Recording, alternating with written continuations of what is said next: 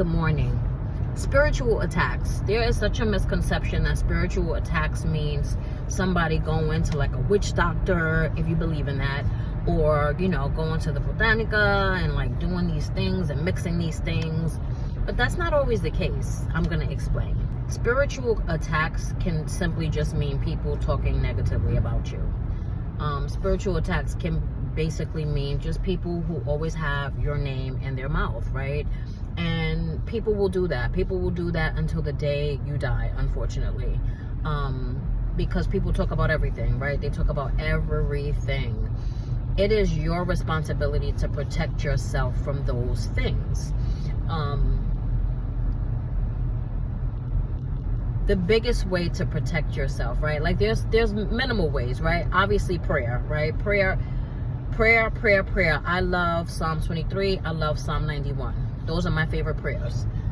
Those are my favorite Psalms. And I say those Psalms constantly. I have a great direct relationship with God, right? So we have an understanding. He knows me. I know him. He makes me aware of everything. Thoughts, third eye, conversations, etc. I use a lot of crystals. I hold crystals. I ignite crystals by putting them under the sun when they're dull, right? I hold on to them. I can feel the energy piercing through me.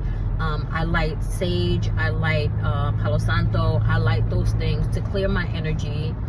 But I'm going to give you even a more deeper way to protect yourself from spiritual attacks.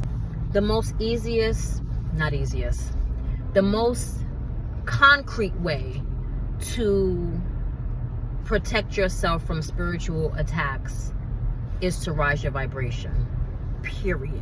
Okay?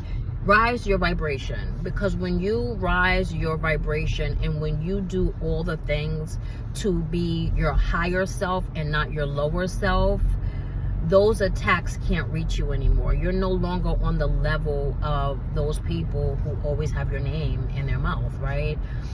Always remember that, the best and the most concrete way and the most effective way to protect yourself from spiritual attacks, people who just don't want good for you, people who see you and don't want to rise their own vibration and don't want to figure out what their own purpose is, and then they hate on you, right?